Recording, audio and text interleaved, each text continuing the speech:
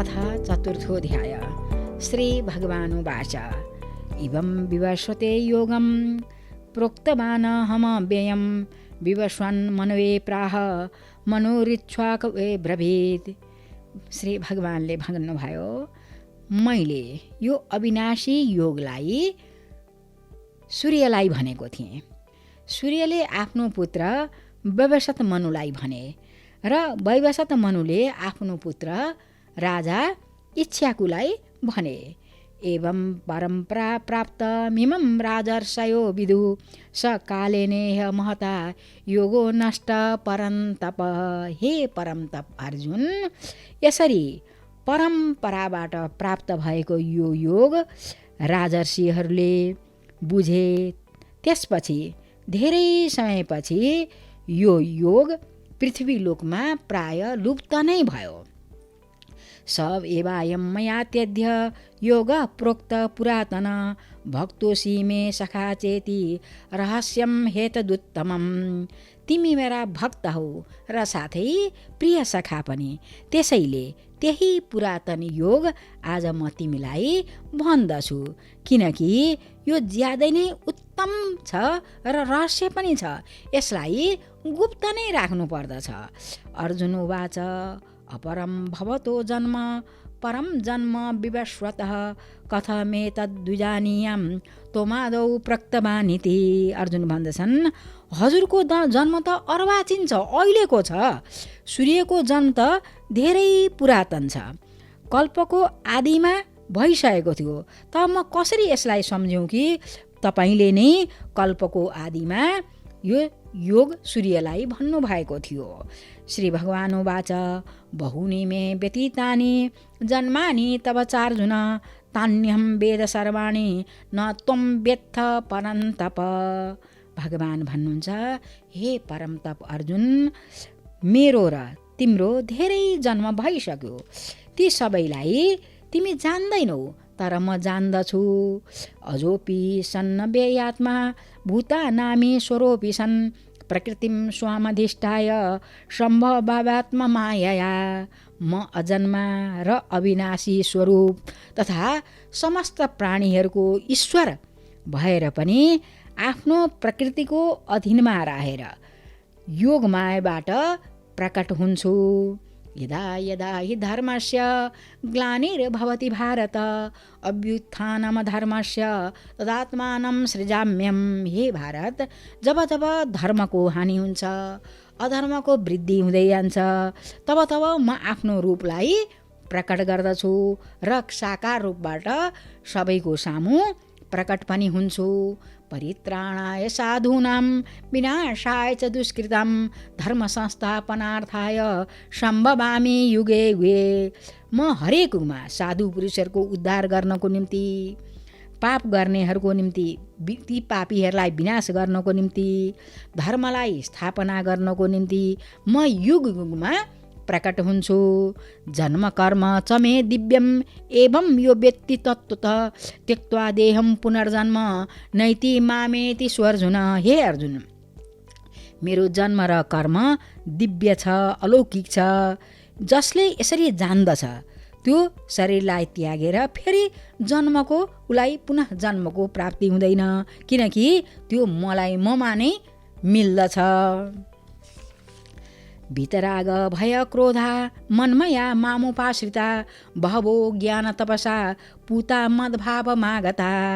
पहिले पनि जसको राग भय र क्रोध सर्वथा नष्ट भएको छ, जसले मलाई अनन्यपूर्वक ममा नै प्रेम गर्दछ, ममा नै रहेको छ, त्यस्तो ममा आश्रित धेरै भक्तहरू यो ज्ञानबाट तपस्याबाट पवित्र भएर मेरै स्वरूपलाई प्राप्त गरेका पनि छन्। यथा मां प्रपद्यन्ते तान् तथैव भजाम्यहं मम बतर्मानुवर्तन्ते मनुष्य पार्थ सर्वश। हे अर्जुन, जो भक्त मलाई जसरी भजन गर्छन् म पनि तिनीहरूलाई त्यसरी नै भजन गर्दछु, किनकि सबै मनुष्यले सबै प्रकारले मेरो मार्गलाई नै अनुसरण गर्दछन्।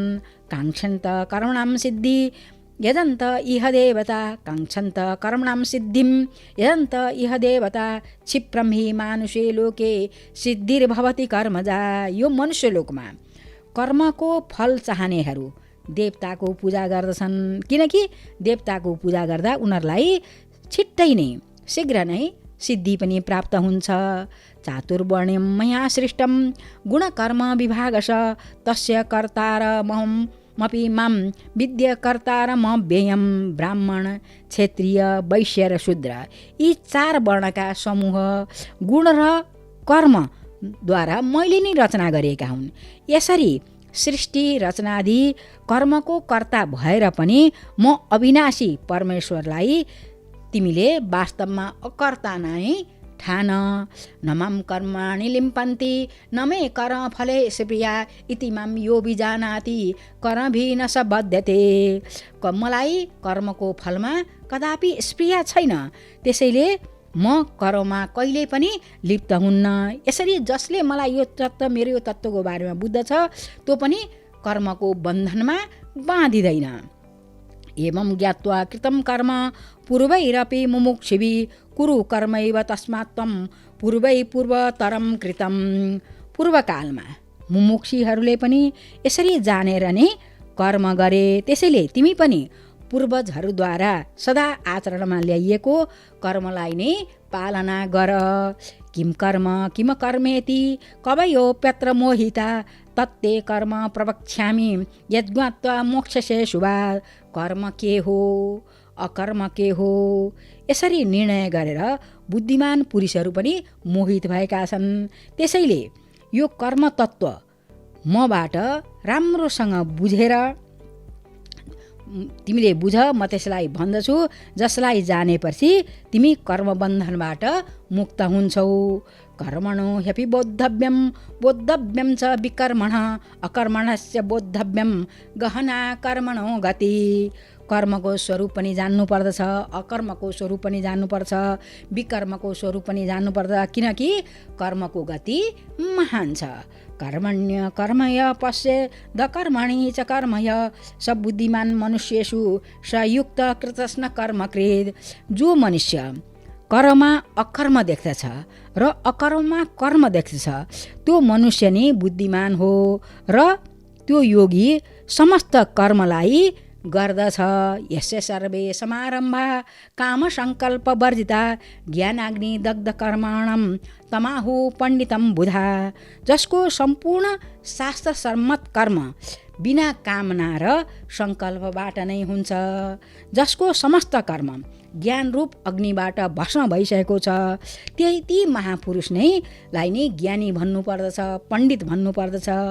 त्यक्त्वा कर्म फलासङ्ग नित्य तृप्तो निराश्रय कर्मण्यभिप्रवृत्तोऽपि नैव किञ्चित् करोति स। जो पुरुष समस्त कर्ममा र त्यसको फलमा आसक्तिलाई सर्वथा त्याग गरेर संसारका आश्रयबाट पनि रहित हुन्छ, त्यो परमात्मामा नै नित्य लागेको छ। उसको कर्ममा उसले कर्म गर्दा पनि कर्म नगरे झैँ बन्न पुग्दछ। निराशयत चित्तात्मा त्यक्त सर्व परिग्रह शारीरम केवलम कर्म कुर्वन्नाप्नोति किल्बिषम्। जसको अन्तःकरण इन्द्रिय सहित, जसले शरीरलाई जितेको छ, जसका समस्त भोगका सामग्रीलाई जसले परित्याग गरेको छ, त्यस्तो आशारहित पुरुष केवल शरीर सम्बन्धी कर्म गरे तापनि पापबाट उसलाई कहिले पनि पाप प्राप्त हुँदैन। यदृच्छा लाभ सन्तुष्टो द्वन्द्वातीतो विमत्सर समसिद्ध्या वशुद्धौ च कृत्वापि न निबध्यते। जो इच्छा नगरिकन पनि आफै प्राप्त भएको पदार्थमा सदा सन्तुष्ट छ, जसमा ईर्ष्याको सर्वथा अभाव छ, जो हर्ष शोक आदि द्वन्द्वबाट पनि पर छ। यस्तो सिद्धि र असिद्धिमा सम रहने बराबर ठान्ने कर्मयोगी कर्म गर्दै गर्दा पनि कर्मको बन्धनबाट कदापि बाँधिँदैन। गतसंज्ञस्य मुक्तस्य ज्ञान वसितचेतस यज्ञ आचरत कर्म समग्रम प्रविलीयते। जसको आसक्ति सर्वथा रूपमा नष्ट भएको छ, जो देहाभिमानी र ममताबाट रहित छ, जसको चित्त निरन्तर भगवानमा नै रहेको छ, केवल यज्ञ सम्पादनको निम्ति मात्रै कर्म गर्दछ। त्यस्तो मनुष्य सम्पूर्ण कर्मलाई भलीभाँति उसका कर्महरू विलीन भएर जान्छन्। ब्रह्मार्पणं ब्रह्म हविर ब्राह्मणो ब्रह्मणाहुतं ब्रह्मैव तेन गन्तव्यं ब्रह्म कर्म समाधिना। जसको यज्ञमा अर्पण गरिने सुरुवा आदि ब्रह्म नै हुन् र हवनको लागि हवनमा जुन द्रव्यहरू दिइन्छन् ती पनि ब्रह्म नै हुन्। ब्रह्मरूप कर्ताद्वारा ब्रह्मरूप अग्निमा आहुति दिने क्रिया पनि ब्रह्म नै हुन्। त्यो ब्रह्म कर्ममा स्थित रहने योगीद्वारा प्राप्त गरिने फल पनि ब्रह्म नै हुन्छ। दैवामेवा परे यज्ञं योगिन पर्युपासते ब्रह्मज्ञाव परे यज्ञं यज्ञेनयोपजुह्यति। त्यसै गरी अर्का योगीजन देवताहरूको पूजन रूप यज्ञको लाई नै राम्रोसँग अनुष्ठान गर्दछन् र अन्य योगीजन चाहिँ के गर्छन् भने परब्रह्म परमात्मा रूप अग्निमा अभेद दर्शन रूप यज्ञद्वारा नै आत्मरूप यज्ञको हवन पनि गर्दछन्। श्रोत्रादीनिन्द्रियाण्यन्ये सम्यमाग्निषु जुह्यति शब्दादीन्विषयान्य इन्द्रियाग्निषु जुह्यति। अन्य योगीजन श्रोत्र आदि समस्त इन्द्रियको संयम रूप अग्निमा हवन पनि गर्दछन् र अर्का चाहिँ योगी समस्त एकदम शब्दादि समस्त विषयहरूलाई इन्द्रिय रूप अग्निमा हवन पनि गर्दछन्। श्रवणेन्द्रिय कर्माणि प्राण कर्माणि चापरे आत्म संयम योगाङ्नौ जुह्यति ज्ञान दीपिते। अर्का योगीजनहरू इन्द्रियहरूका सम्पूर्ण क्रियाहरूलाई प्राणका समस्त क्रियाहरूसँगै ज्ञानबाट प्रकाशित हुने आत्म संयम योग रूप अग्निमा हवन गर्दछन्। द्रव्य यज्ञास्तपो यज्ञ योग योगास्तथा परे स्वाध्याय ज्ञान यज्ञाश्च यतः संसित व्रता। कतिपय पुरुषहरू द्रव्य सम्बन्धी यज्ञ गर्दछन्।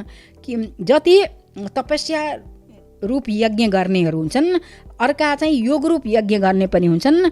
कति चाहिँ अंशादि तीक्ष्ण व्रतद्वारा युक्त यत्नशील पुरुष स्वाध्याय रूप ज्ञान यज्ञ पनि गर्नेहरू हुन्छन्। अपाने जुह्यति प्राणं प्राणापानं तथा परे प्राणापान गतिरुद्ध्वा प्राणायाम परायण अपरे निहताहारा प्राणन् प्राणेषु जुह्यति सर्वे पेते यज्ञविद्यो यज्ञ छपित कल्मषा। अर्का चाहिँ कतिपय योगीजनहरू अपान वायुमा प्राणवायुलाई हवन गर्दछन्। त्यसै गरी अन्य योगीजन प्राणवायुमा अपान वायुलाई पनि हवन गर्दछन्। तथा अन्य कति चाहिँ नियमित आहार गर्नेहरू प्राणायाम परायण पुरुष प्राण र अपानको गतिलाई रोकेर प्राणलाई प्राणमा नै हवन गर्दछन्। यी सबै साधकहरू यज्ञद्वारा पापलाई नाश गरेर यज्ञको बारेमा उनीहरू जान्दछन् पनि। यज्ञ श्रेष्ठा मृत भुजो यान्ति ब्रह्म सनातनम नायम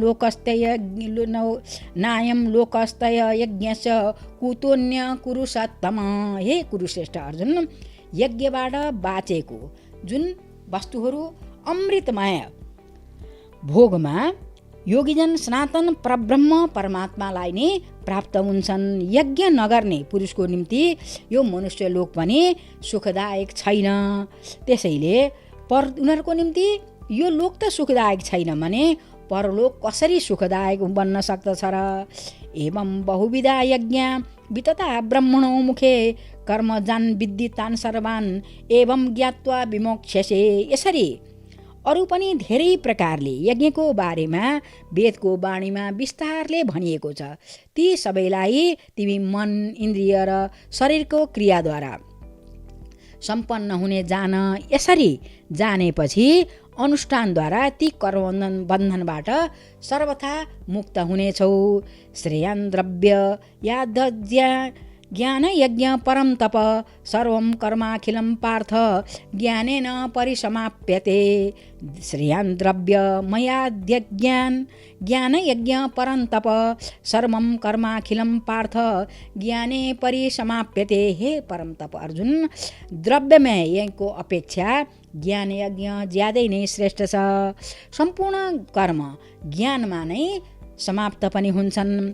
तद्विधि प्रणिपातेन परिप्रश्नेन सेवया उपदेच्छन्ति ते ज्ञानं ज्ञानी नस्तत्त्वदर्शिन। त्यो ज्ञानलाई तिमी तत्त्वदर्शी ज्ञानीहरू समक्ष गएर बुझ र सर्वप्रथम उनीहरूलाई दण्डवत प्रणाम गर, उनीहरूको सेवा गर र कपड छोडेर सरलतापूर्वक प्रश्न गर्दा परमात्मा तत्त्वको बारेमा तिमी जान्न सक्दछौ। किनकि ज्ञानी परमात्माले तिमीहरूलाई त्यो तत्त्वज्ञानको उपदेशको बारेमा भन्दछन्। यज्ञात्वा न पुनरमेवम् एवं यास्यसि पाण्डव येन भूत्यान्यशेषेण द्रक्ष्यस्यात् मन्यथो मयि। जसलाई ज्ञानेर तिमी मोहमा प्राप्त हुने छैनौ हे अर्जुन, जुन ज्ञानद्वारा तिमी सम्पूर्ण भूतलाई पहिले आफूमा र पछि म सच्चिदानन्द परमात्मामा नै देख्ने छौ। अपि चेदस्य पापेभ्य सर्वेभ्य पापकृत्तम सर्वं ज्ञानप्लवेनैव वृजिनं सन्तरिष्यसि। यदि तिमी अन्य सबै पापी भन्दा अधिक पाप गर्नेवाला छौ तर पनि ज्ञानरूप नौकाद्वारा निसन्देह सम्पूर्ण पाप समुद्रबाट राम्रोसँग छुटकारा पाउँदछौ, तिमी तर्दछौ। यथैधांसि समिद्धोऽग्निर् भस्मसात् कुरुतेर्जुन ज्ञानाग्नि सर्वकर्माणि भस्मसात् कुरुते तथा। किनकि हे अर्जुन, जसरी प्रज्वलित अग्नि इन्धनहरूलाई भस्ममय गरिदिन्छन् त्यसरी नै ज्ञानरूप अग्निले सम्पूर्ण कर्मलाई भस्म पनि गर्दिन सक्दछन्। नहि ज्ञानेन सदृशं पवित्रमिह विद्यते तत्स्वयं योग संसिद्ध कालेनात्मनि विन्दति। यो संसारमा ज्ञानभन्दा पवित्र गर्ने कुनै पनि अर्को चिज छैन। त्यो ज्ञानलाई कर्मयोगद्वारा शुद्धान्त गरेपछि मनुष्य आफ्नो आफसे आफ आत्मामा नै उसले प्राप्त गर्न सक्दछ। श्रद्धावान लभते ज्ञानम तत्पर संयतेन्द्रिय ज्ञानम लब्ध्वा परम शान्ति मचिरेणाधिगच्छति। जितेन्द्रिय साधन परायण र श्रद्धावान मनुष्यले ज्ञान प्राप्त गर्दछ र ज्ञान प्राप्त भएपछि र उसले छिट्टै तत्काल नै भगवत प्राप्ति रूप परम शान्ति स्वरूप परमात्मालाई प्राप्त गर्न सक्दछ। ज्ञसा श्रद्धानस्य संशयात्मा विनश्यति नायं लोकोस्ति न परो न सुखम संशयात्मन। विवेकहीन र श्रद्धारहित संशययुक्त मनुष्य परमात्माबाट अवश्य नै भ्रष्ट हुन्छ। यस्ता संशययुक्त मनुष्यको निम्ति न यो लोक छ, न परलोक छ, न सुख नै छ। योग सन्न्यस्त कर्माणं ज्ञान संच्छिन्न संशयम् आत्मवन्तं न कर्माणि निभग्नाति धनञ्जय। हे धनञ्जय, जसले कर्मयोगको विधिद्वारा सम्पूर्ण आफ्ना कर्मलाई परमात्मामा अर्पण गर्दछ र जसले विवेकद्वारा सम्पूर्ण संशयहरूलाई नाश गर्दछ, यसरी वशमा गरिएको पुरुष कहिले पनि कर्मको बन्धनमा पर्दैन। तस्मात् ज्ञानमसम्भूतं ऋतस्तं ज्ञानाशिनात्मन छुत्वैनं संशयं योग मातिष्ठोत्तिष्ठ भारत। यसैले हे भारतवर्षी अर्जुन, तिमी हृदयमा रहेको यो अज्ञान जनित संशयलाई विवेक ज्ञान रूप तरवारद्वारा छेदन गरेर समत्व रूप कर्मयोगमा स्थित हौ र युद्धको निम्ति तयार बन। ओम तत्सदिति श्रीमद्भगवद्गीतासु उपनिषत्सु ब्रह्मविद्यायां योगशास्त्रे कृष्णार्जुन संवादे ज्ञान कर्म सन्न्यासो योगो नाम चतुर्थोऽध्याय। श्रीमद्भगवद्गीताको अहिले चौथो अध्याय समाप्त भयो। ओम श्री परमात्मने नमः।